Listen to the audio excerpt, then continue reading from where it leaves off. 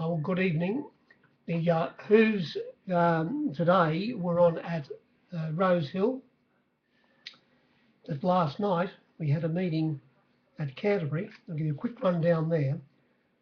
Last night the track was good, the rail was normal, and there were two leaders that won. The track didn't play diabolically fence like it did last start. You could run on with a bit of pace, and it played a bit more fair. The first race there was only 102 on the screen. There's only 97% in the marketplace. You wouldn't see it on the flux. We put the winner up favourite at about $3.50. Talking about Friday Hussey, and you wouldn't have seen it on the flux, but it got out to $4.60 on the fence and started $4, and it sat third last. It's a field of 7, and it was able to round them up, taking off before the turn, pulling out wide, and came down the outside and beat Urban Rocker, who he came off Urban Rocker's back and beat it by a length. That's all you'd say about the race. The winner was too good, and the others were not that there's anything to ride home about, but they were fairly ordinary netties. The second race, this was a very big result for the captains. Talking about the bottom one here, that's a good idea. It found the bunny, went straight to the lead. Opened up $21, got out to 31, started only 26. It was found, had the blinkers on last night. Complete different run to its last start. And as I say, it found the bunny. And the favourite, which was very disappointing, Phantom Willie, who was very unlucky at Warwick Farm last start, it came off its back, had every possible chance, ran fourth, beat 2.1 lengths, and coming from behind it on the fence, actually getting inside Phantom Willie when it moved out a bit.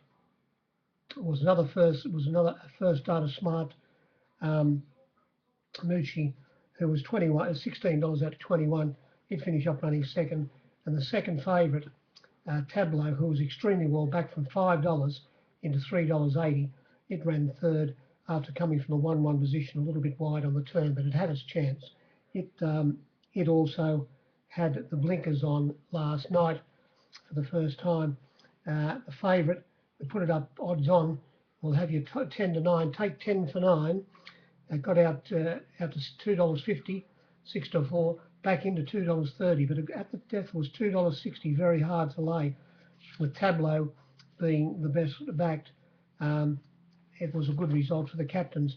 Race 3, there was 100.2 on the screen, only 98% in the marketplace. And this was a good result for the captains, because there were a few runners backed in this race, especially numbers 1 and 2, Mrs. Gray and Holy Delusions. We gave $4.60 to both of them, and Mrs. Gray number 1 started only about $3.80, whilst Holy Delusion started about $3.60. Extremely well back to both of them, and going to the front in this race was number 11 Kibwe, and on its outside was Mrs. Gray, and they set a very fast pace. And Nash, who was on the winner, who went up very, very safely as a favourite. Talking about Loch Leven, it was impossible to lay. It went from $3.50 out to $5 and gave the captains a big result. A few other runners were backed. The bottom one was $26 into $14. Recess from Barrier 1. I suppose that had a lot to do with its support. And there was a good bit of money for number 8, the Black Diva, at $11. And it was quite, you were able to lay a couple of the roughies at big odds. Nash was able to save ground from a midfield on the fence, getting off heels, turning for home, and getting back after missing a kick slightly was Holy Delusions. And it got off heels also, turning for home, actually got in front of Loch Leven, but Nash was able to come again, and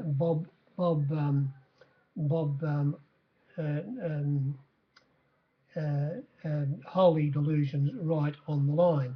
They were the best two runs. It came the first starter, Bronte Express, number 3, who went from $7 out to 12. It came from third last. It did make up plenty of ground, and Mrs. Gray held on to fourth.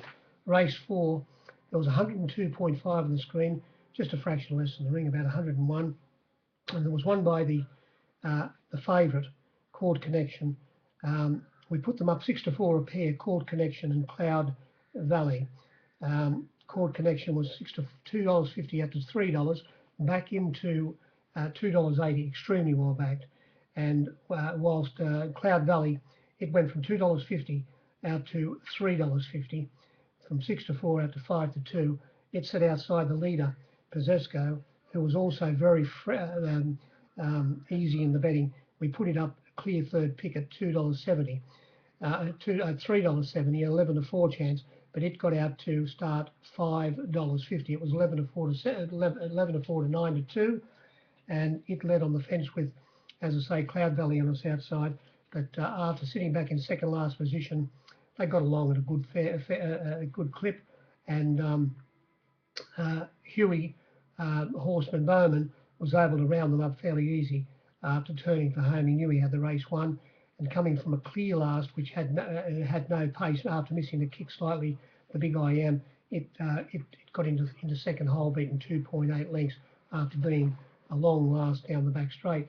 Race 5, don't take any notice of the screen. It said 115.9 on the screen, but there was only 104. I'm looking. I can see the main difference in why we only had 104, and it was the winner, Ricky Royale. So the second horse, Ricky Royale, everyone thought it won even after they saw the photo. And the photo was a bit blurred. We put it up at $6, and it was $6 into $5, Ricky Royale.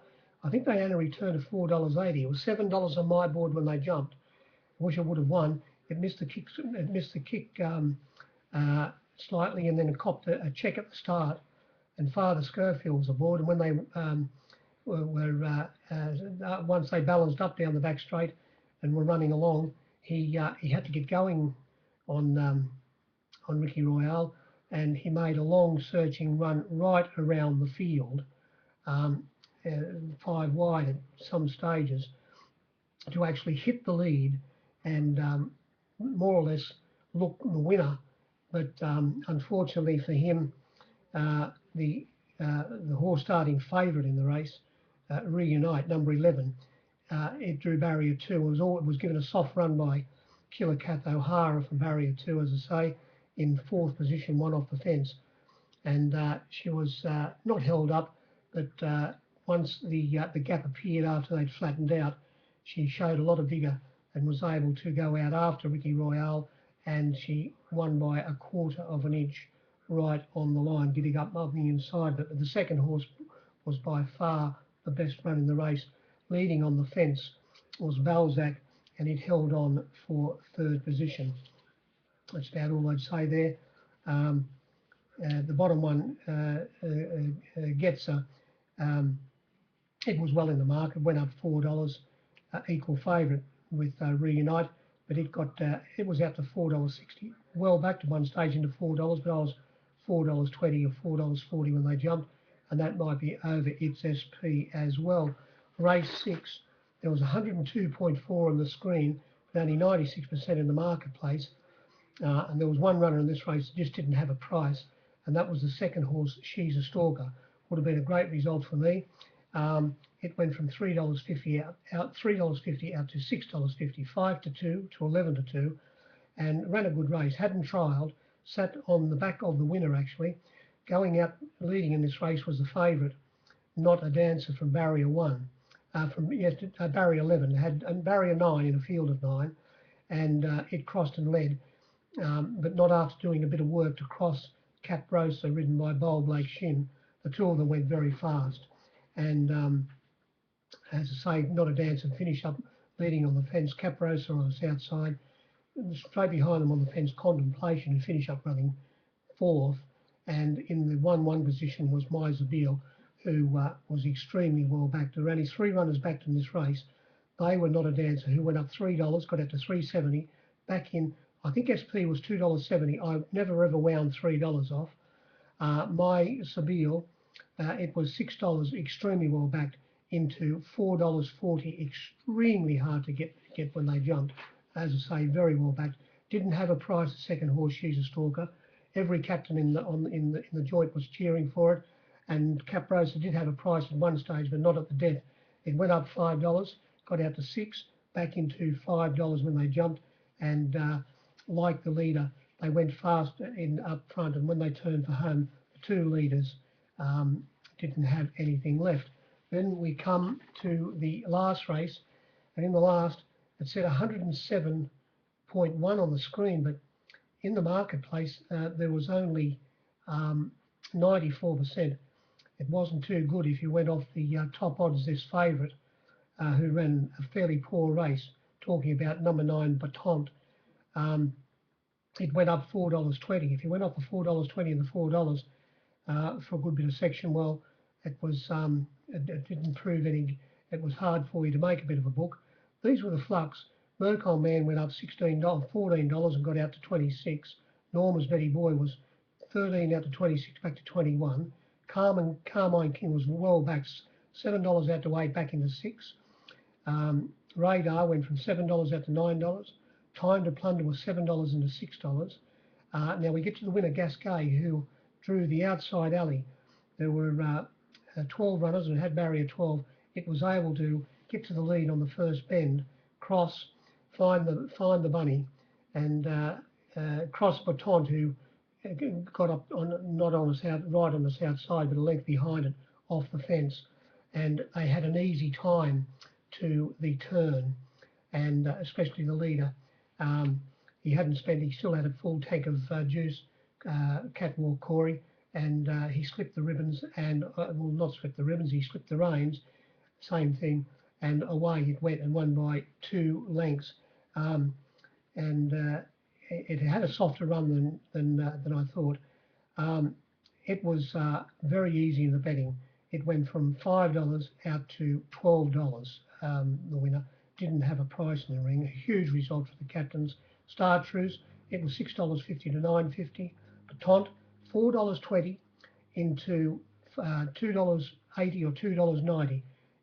They put a poultice on it, but I'm ready. It was 50 out to 80. July Opera was 40 out to 100, back into 80.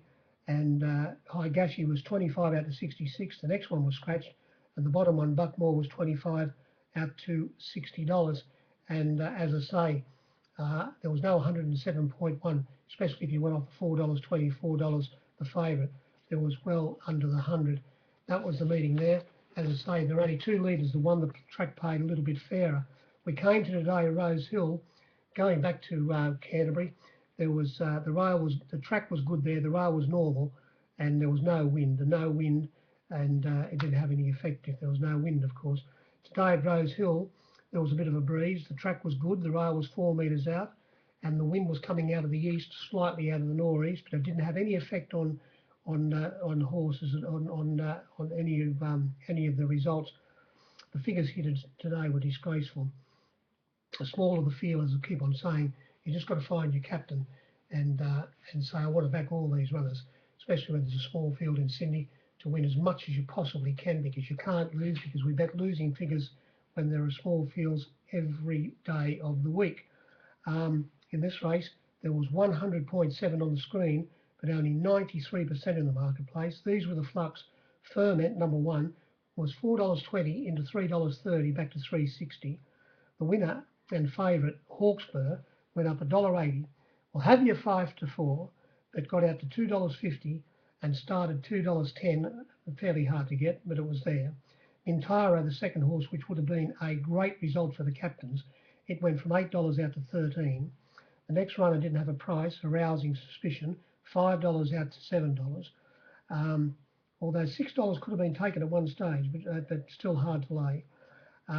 Demure Miss, 26 out to 41, back into 31, and the bottom one, Laurie's Love, 17, into 15, well under the 100, not worth a dinar, and it led on the fence, Mintaro.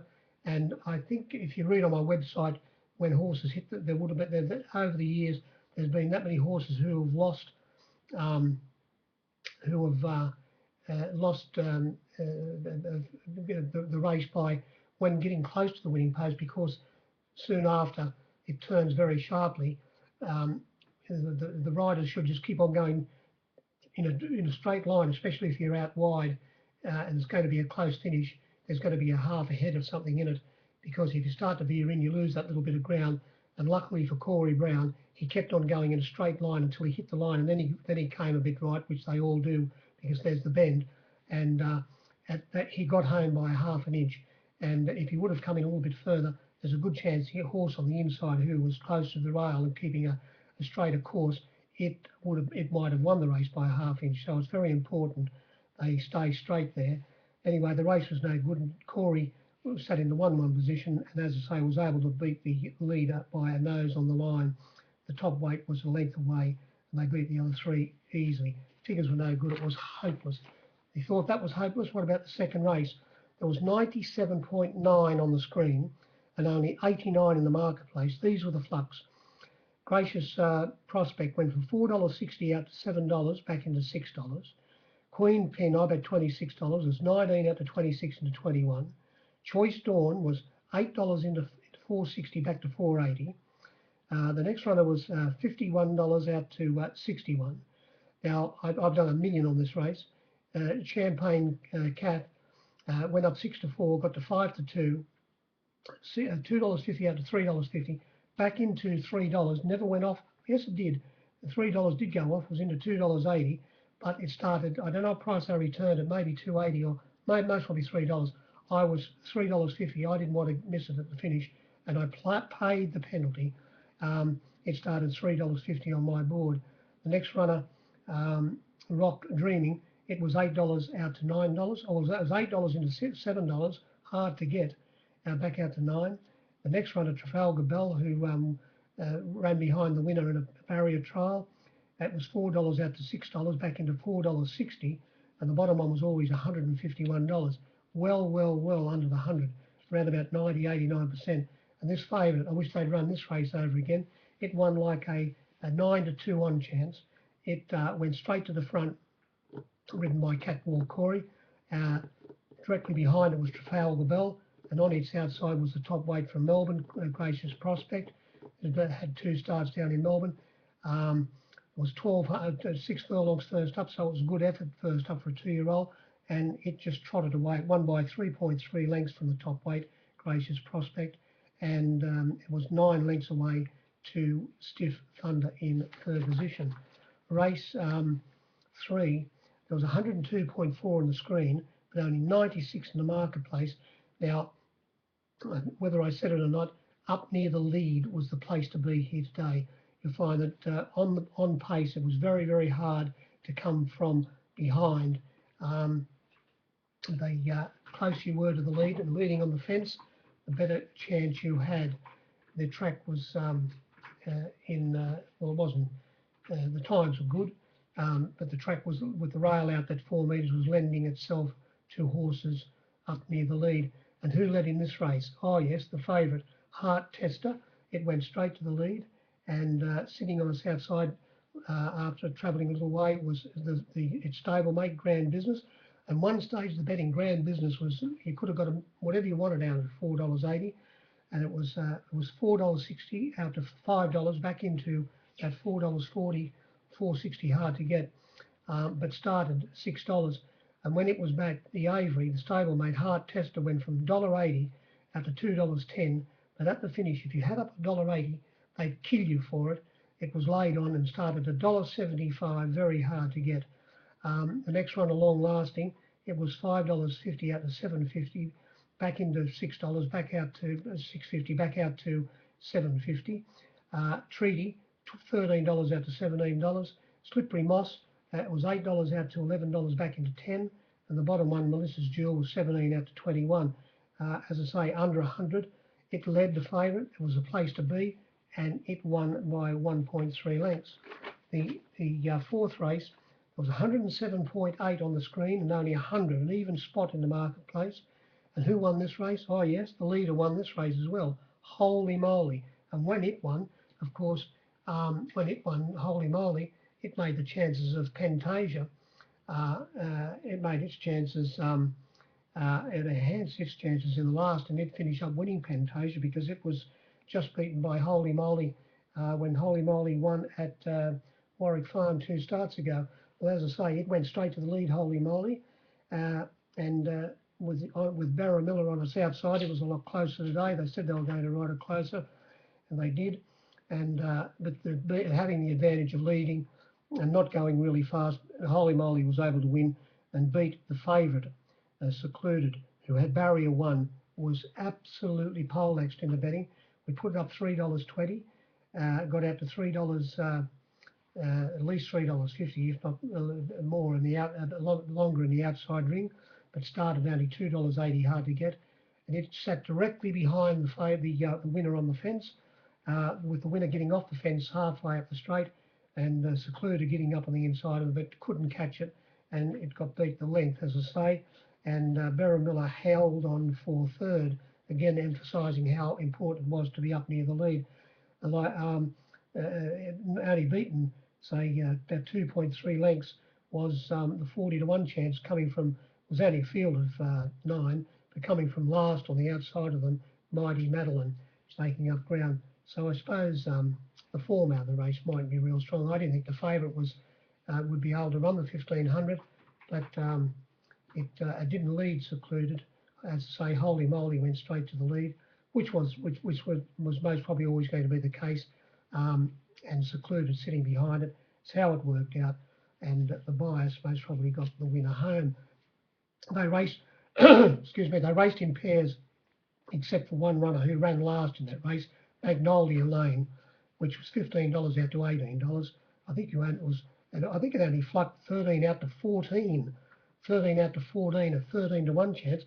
Well, I was $18 for the last 6 minutes of betting. There's a little bit of difference there.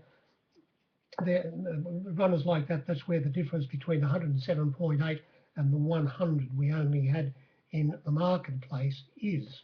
Now, race 5, we had 106.1 on the screen.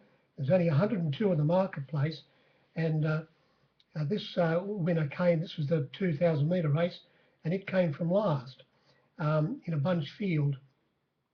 Scream Machine, Killer Cat, she was last on the fence. She didn't lead today.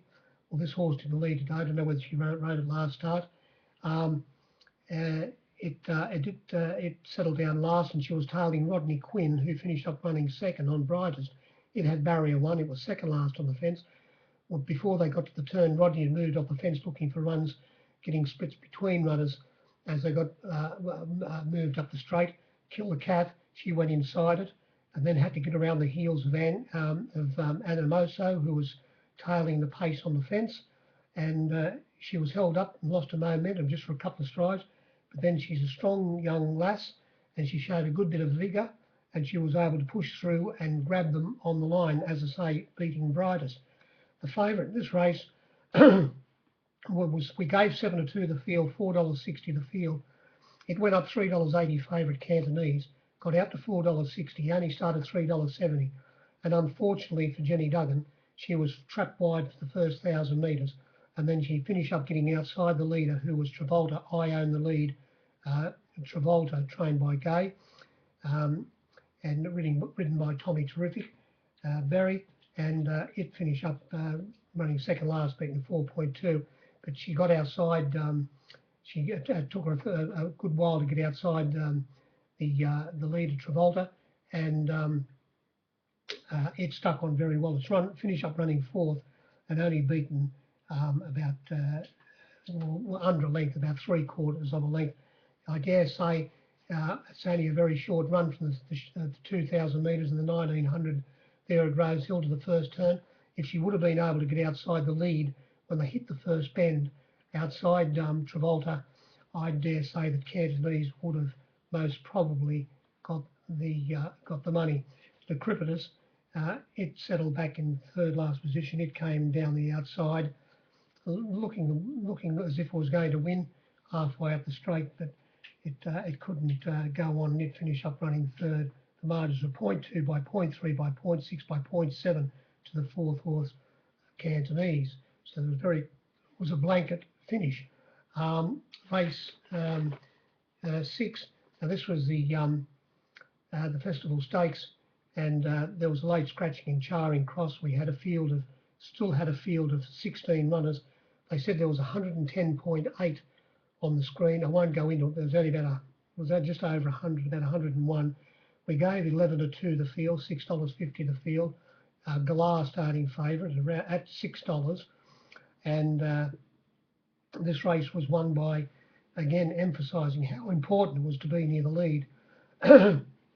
Surprisingly, Monton, well, not surprising to me, because I've always known that this Monton, even though they do ride it back, has more speed than everybody thinks. And it jumped out and went straight to the lead, and coming across, not sitting on its outside, but staying a good 2 or 3 horses away from it, was the winner, Malavio. And they were first and second around the bend in a field of 16. And where did they finish up running? They cornelled the race with Malavio beating Monton by a half a length. The runner that made up most ground in the straight, coming from second last or third last, was Alma's Fury, but don't fall into it. It's always doing that. It's a very up and down sort of runner, Alma's Fury. I haven't had a close look because it was such a big field, but as I say, the bias most probably came into effect there, because up near the lead was the place to be, and the first 2 around the corner finish up running second in a field of 16. There were quite a, especially when you only give 101. Every runner, although number 1, Monton, was extremely hard to lay, would have been a great result for me. It went from $10 out to $15. The winner, Malavio, went from $8 out to $10, taken at one stage into $9, back out to start at $10. And we gave $6.50 Galar, started $6, and there were plenty of other runners backed in the race. It was second favourite Cabernet, who had every possible chance. It was behind them on the fence. It went up $6.50 and got out to $7.50, back into $6.50, back out to $7. And as I say, there were plenty of other runners back. Why wouldn't there be when there are no figures? Race 7, 109.1 on the screen, and only under 100 in the marketplace, 98. And I can see straight away where there's a little bit of percentage. Number 2 here, Cessio. This is the horse that comes from Germany, now trained by Waller. Well, I had $13 on my board when they jumped, and I think they only returned at $10, a 9 to 1 chance, where I was 12. There's a couple of percent there as well, straight away, and there were quite a few others as well. But this race was an absolute strip out for the captains. This was won by the favourite, Dance on Stars, the 3-year-old against the older horses. Madam Nash, trained by Waller, it went straight to the lead. Coming across was the horse from Queensland, What Happened Henry, and they got along fairly fast in front. It finished up running last, the leader, Madam Nash, obviously needed the run, resuming from a spell beat 11.4 lengths, and sitting in 5th position off the pace, off the fence, was Dance on Stars, and I would say well before the turn, Brendan Abdullah would have been counting his 10% to put under his bed this evening, because it was coasting, and after they turned for home, the fast pace that was set up front, he just eased off heels.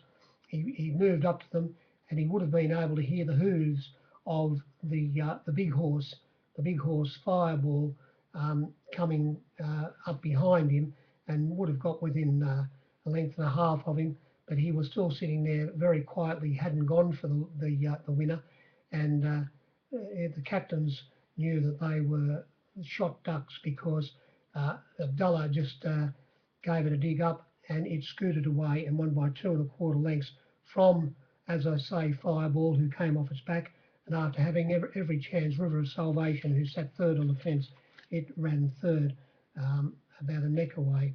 And that was about the race. The winner was far too good. We came to the last race, and there was 105.7 on the screen, only 101 or even 101 in the marketplace. And this was a clever ride by this young girl, Jenny Duggan. She was able to, I'd say she jerried how much speed was in this race, and she said, "Well, I'm not going to have anything to do with that." And I thought she might have, but she ace-deuced me. She sat in fifth position or sixth position actually, and she let them rip up front and eased off heels. Going straight to the front was always going to be a fast run race, and going straight to the front from barrier 4 was number 1 Gun, holding out Zaratone, who's got a wing on every foot. It sat on its outside, and unfortunately for the young girl, Mrs. R. Murray, Ms. R. Murray, Anave, who won, was able to find the bunny at Canterbury. It couldn't find the bunny today, and it was 3 wide outside that pair, and they ran along. Welcome Gold, who had barrier 1, was directly behind them on the fence, and on its outside was Excellent Point, who finished up running third, getting a cosy run, and that they were flying. And then it was another couple of lengths to Jenny Duggan on the winner, Pantasia, who I thought it would have been up there, but she was too clever, as I keep on saying, for that. And tailing her two lengths away was the favourite, ridden by Nippy Nash, and I'm talking about Riva Delago, and it was very well backed from $3.50 opening price out to $4.60 into $3.40 back to $3.50 late in betting.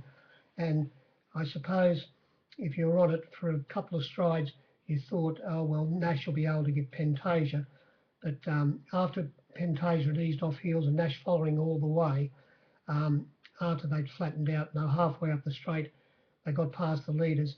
As I say, if you're on the favourite for 2 strides, you saw, well, Nash will get Pantasia, but the 51 kilos, the 3 off for Jenny Duggan was a help, and it actually got away from, it got within a length of her, Riva Largo, but at the finish there was a length and a half, and she set up the last little bit, and after having a good run right behind the pace was Excellent Point, held on to third. It was a long way back to the others, 4.5, nearly 5 lengths away to Zakynthos Imprints, who came from well back in the field.